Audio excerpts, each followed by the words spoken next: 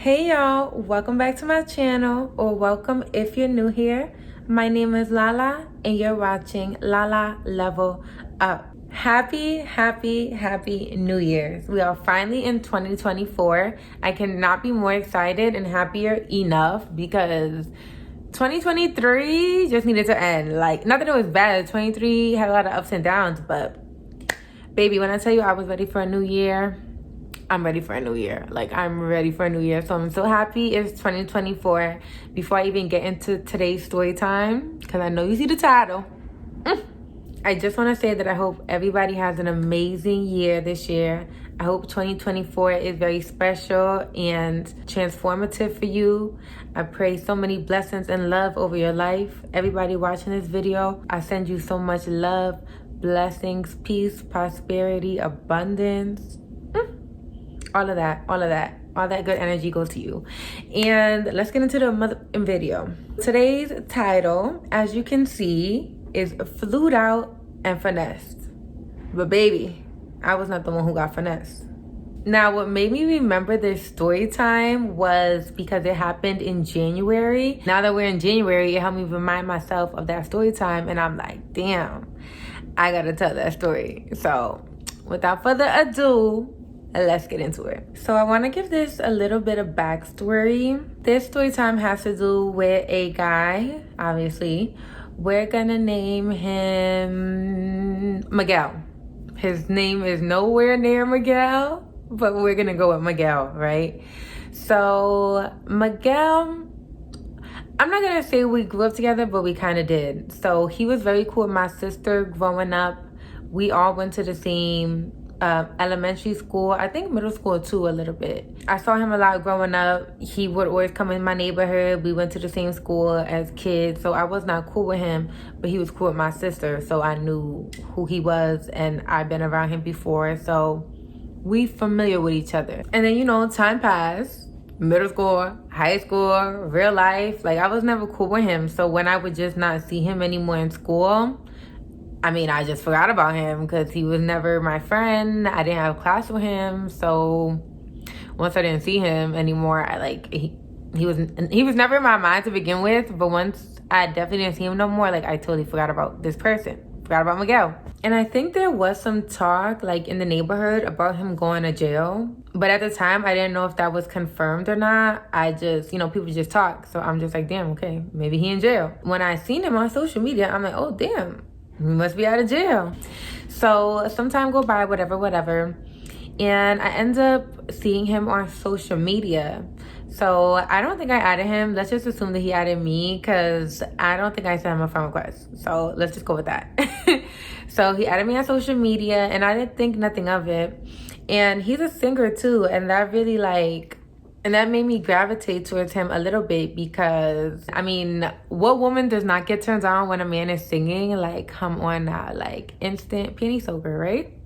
So I was like turned on by him. I'm like, yeah, he's really fine. He's always been fine. He's even finer.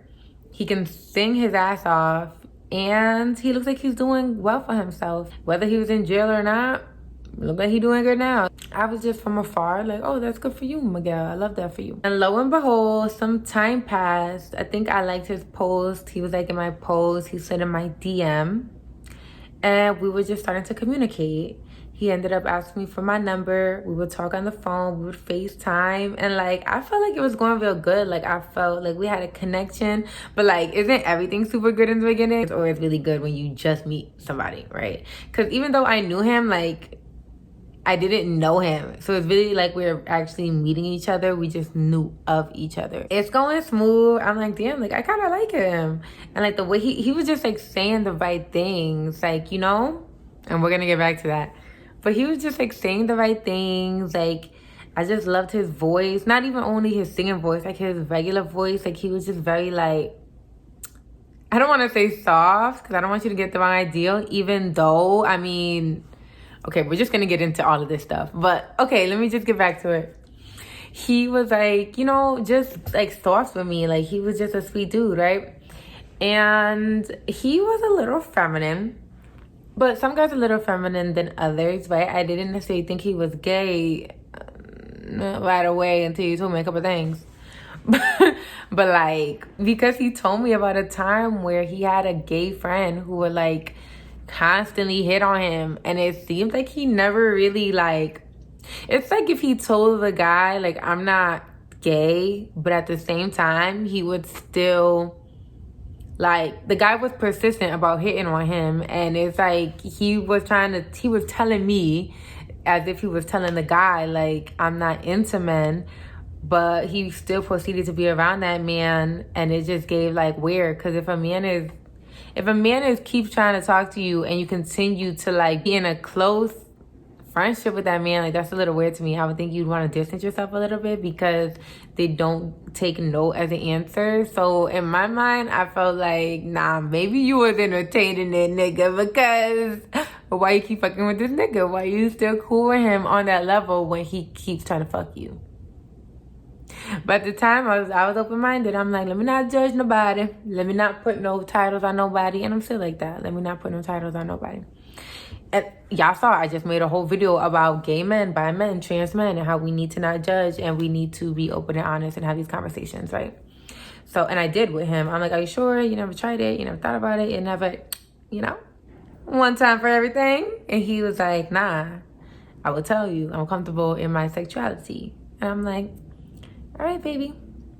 I ain't gonna fight you with that. Like I said, everything was going great. I don't even remember how long it was. This was a very short-lived situation, by the way. And he ended up telling me that he was going to be in LA. At the time, he was living in Atlanta, and he was going to be in LA to do some music, and he wanted me to come. He was trying to fly a girl out. And I'm like, you know, automatically, I'm like, you know, automatically, I'm like, that's a little soon. But then on the other hand, I'm like, oh, I would love to go to LA, because at this time I had never been to LA. And I'm like, oh, I would love to be in LA and then, you know, be up in the studio with him, network, and like, you know, see what's going on, get into the things of the things.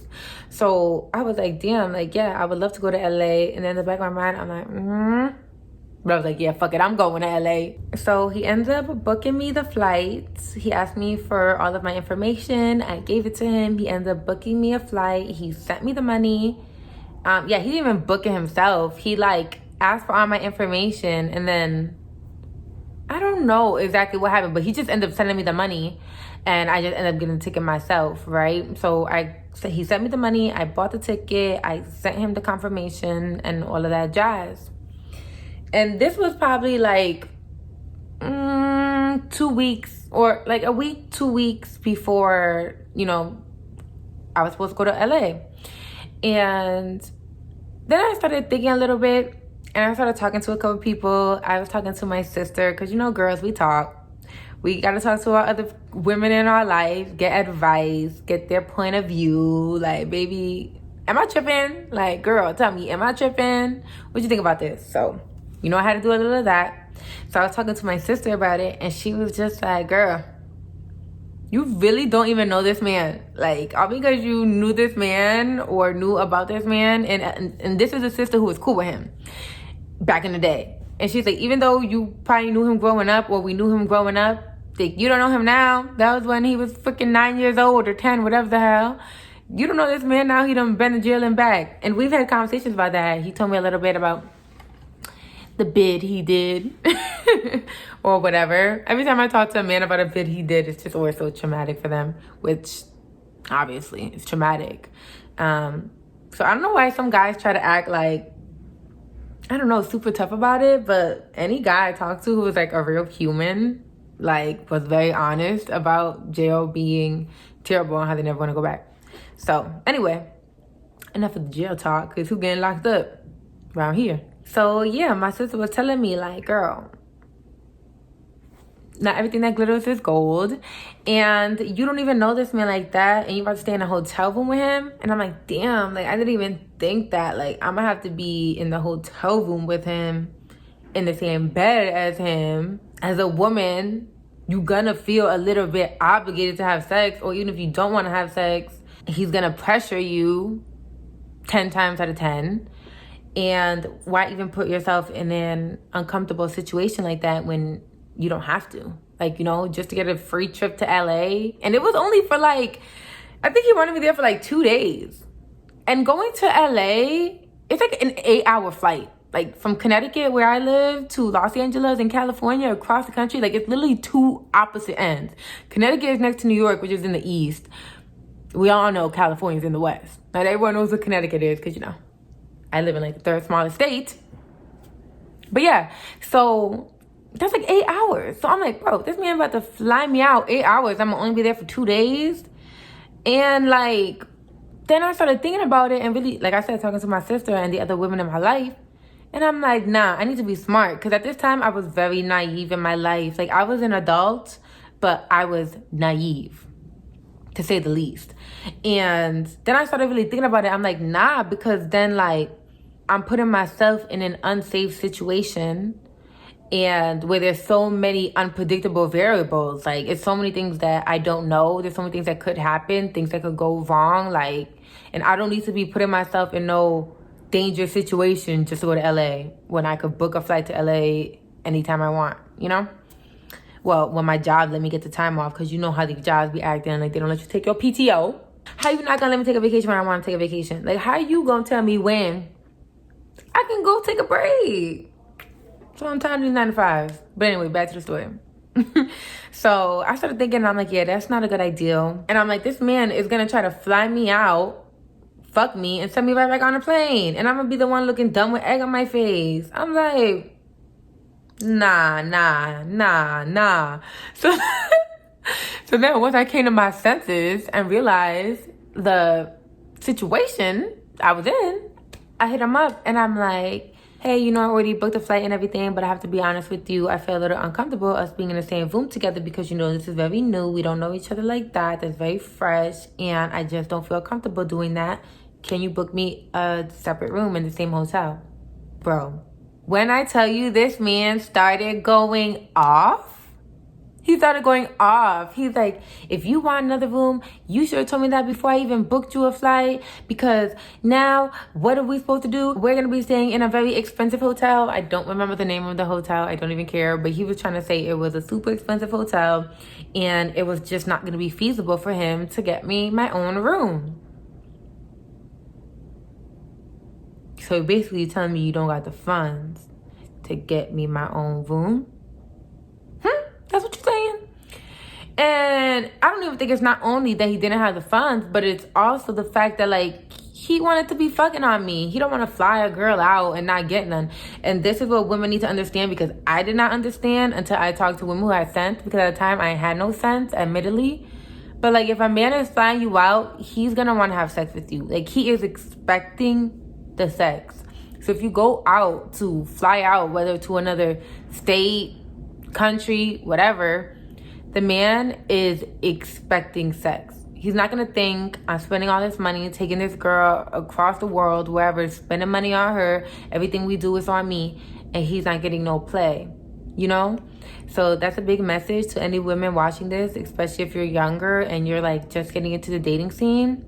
Just know that that comes with being flued out, and if you don't want to fuck while you're getting flued out, then don't go on the trip. So that's what was given. And I let him know that, and he was very upset. And needless to say, it told me everything I needed to know. Because if you really was messing with me like that, and if you really, really liked me and stuff, then you wouldn't have came at me like that. You would have been understanding and would have been like, you know, I totally understand where you're coming from. I definitely don't want to make you feel uncomfortable. You know, I'm actually really trying to get to know you, so I understand that. I am staying in a hotel that's a bit pricier, so if I can't get you another room here, I definitely will get you, you know, a room down the street or whatever the fuck. I would have respected that so much more, but him immediately being angered by me just saying I wouldn't feel comfortable with that, it told me everything I needed to know. I'm like, yeah, I would have went over there. He would have made me feel pressured. I wouldn't have ended up doing something I didn't want to do. And then I would have went back on the plane feeling fucking stupid, coming back to Connecticut with nothing but a wet butt.